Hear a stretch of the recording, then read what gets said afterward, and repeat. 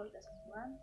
Perkenalkan, nama saya Lydia Elfrida Sihombing dengan NIM 190101 Prodi Pendidikan Agama Kristen. Saya di sini ingin mewawancarai Bapak. Sebelum saya wawancarai, ada baiknya Bapak memperkenalkan diri dulu. Oke, saya akan memperkenalkan diri.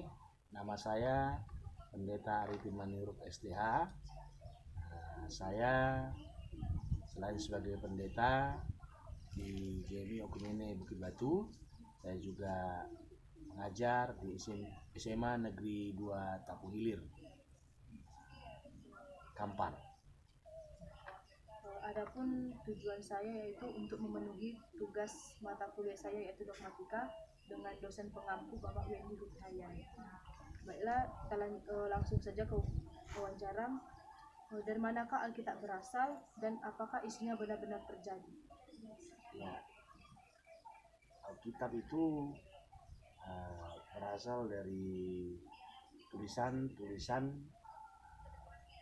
di mana tulisan-tulisan itu ditulis oleh manusia kembali, dan tulisan itu merupakan sesuatu yang diilhamkan oleh Allah, dan itu juga merupakan peristiwa-peristiwa yang sudah terjadi, yang disaksikan oleh para penulis mungkin melalui tulisan-tulisan ataupun redaksi-redaksi yang lain. Dan apa yang ada di Alkitab itu semua benar-benar terjadi. Siapakah Allah itu dan bagaimana sifat-sifat Allah? Ya, terima kasih.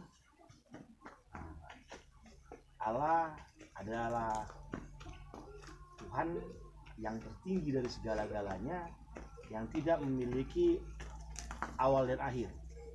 Dan Allah itu adalah Allah pencipta, dan sifat-sifat Allah itu adalah Allah yang maha kuasa, Allah yang setia, dan Allah yang penuh dengan kasih yang tidak dapat terimbangi oleh siapapun. Sifat-sifat Allah. Ya udah, tadi sifat-sifat Allah saya jelaskan. Selanjutnya, dari manakah manusia berasal dan apakah yang dimaksud dengan roh dan jiwa? Ya, manusia itu berasal dari debu tanah yang diciptakan oleh Tuhan Allah, yang diawali dengan penciptaan Adam. Lalu Allah juga menciptakan Hawa sebagai pendamping daripada Adam, yang diambil dari debu tanah, dan lalu Allah memberikan nafas kehidupan. Dan apakah itu yang dimaksud dengan roh dan jiwa? Roh itu adalah sesuatu yang tidak kelihatan seperti angin, tetapi memberikan kekuatan kepada kehidupan manusia. Sementara jiwa, kehidupan manusia itu sendiri, dan roh itu mengisi jiwa supaya manusia itu hidup terarah dan baik.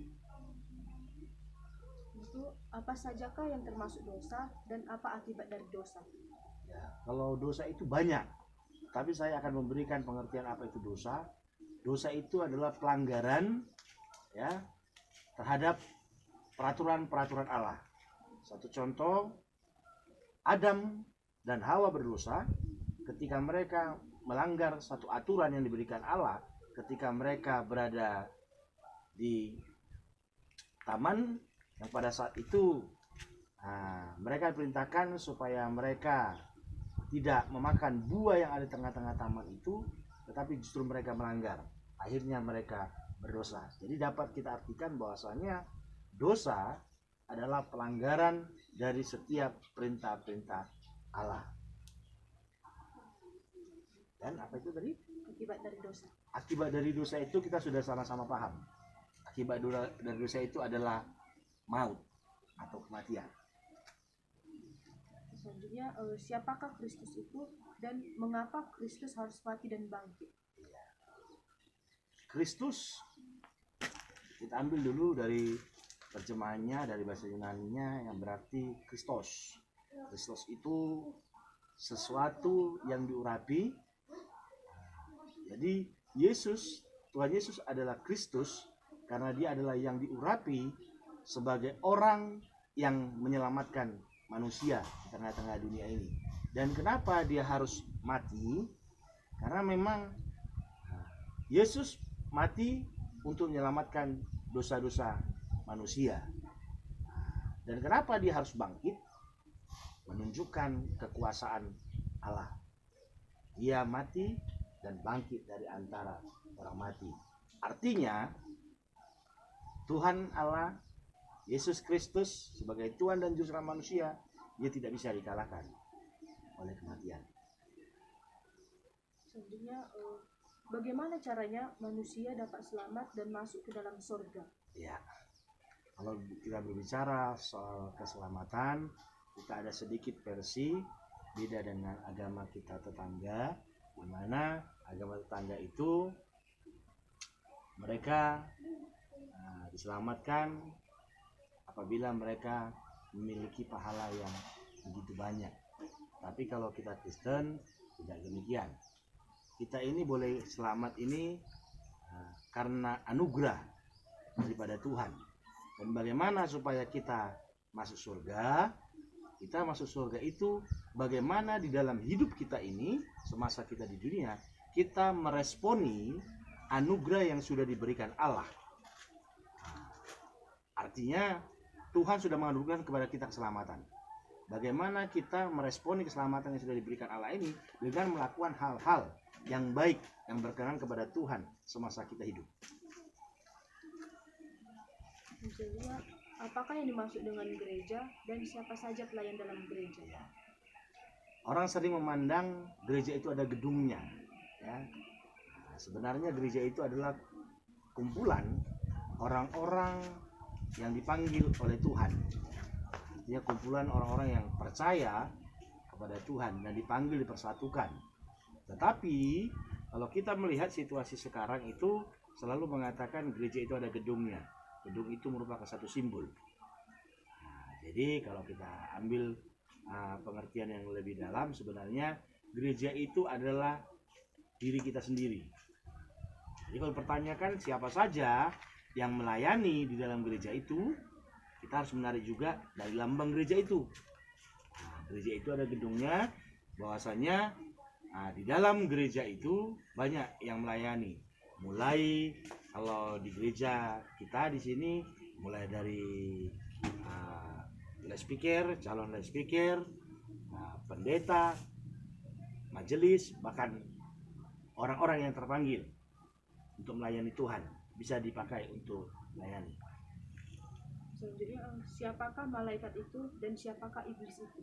Iya, malaikat kita sama sudah paham bahwasanya malaikat itu adalah makhluk supranatural, makhluk surgawi yang dipakai Tuhan, dipakai Allah untuk mengarahkan manusia di dalam melakukan atau berbuat atau bertindak supaya manusia itu tidak melanggar aturan-aturan daripada Allah.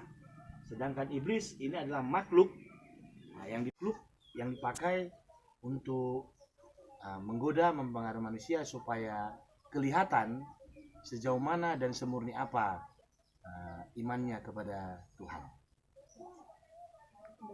Pertanyaan terakhir, apakah yang terjadi pada saat kiamat dan apakah Anda akan bersama Yesus saat itu?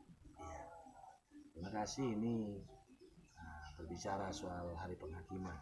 Sebenarnya kalau di dalam Kristenan orang tidak mengenal kiamat, tapi mengenal dengan kedatangan Yesus yang kedua kali atau disebut dengan penghakiman. Di mana di dalam hari penghakiman ini kedatangan Yesus kedua kali sebagai hakim yang adil, dia akan menghakimi setiap umat manusia, ya, yang benar dan yang salah, yang baik dan yang buruk, kambing atau domba, lalang atau gandum itu akan dipisahkan. Dikatakan bahwasanya yang baik akan sebelah kanan dan yang tidak baik akan sebelah kiri. Dan di hari kiamat menurut agama tetangga atau menurut kita hari penghakiman itu akan terjadi kehancuran. Ya, akan terjadi kehancuran, akan terjadi kedinasan, di mana pada saat itu manusia semua akan dibangkitkan, dan ketika kita menjadi orang yang percaya dan kita melakukan hal yang baik dalam dunia ini, maka kita punya iman, kita akan bersama-sama dengan Yesus di hari penghakiman atau hari kiamat itu. Baiklah Pak, sekian dari wawancara kita ini. Saya mengucapkan terima kasih atas waktunya Pak. Oke, terima kasih, sukses selalu. Shalom. Shalom.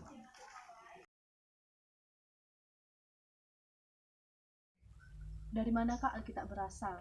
Dari Yahudi. Apakah isinya benar-benar terjadi? Kita tidak tahu karena kita tidak dapat membuktikan. Yang selanjutnya, siapakah Allah itu? Bapa orang percaya. Bagaimanakah sifat-sifat Allah? Sifat-sifat Allah, Allah Anak, Allah Bapa, Allah Roh. Yang keempat, dari manakah manusia berasal? Dari debu dan tanah.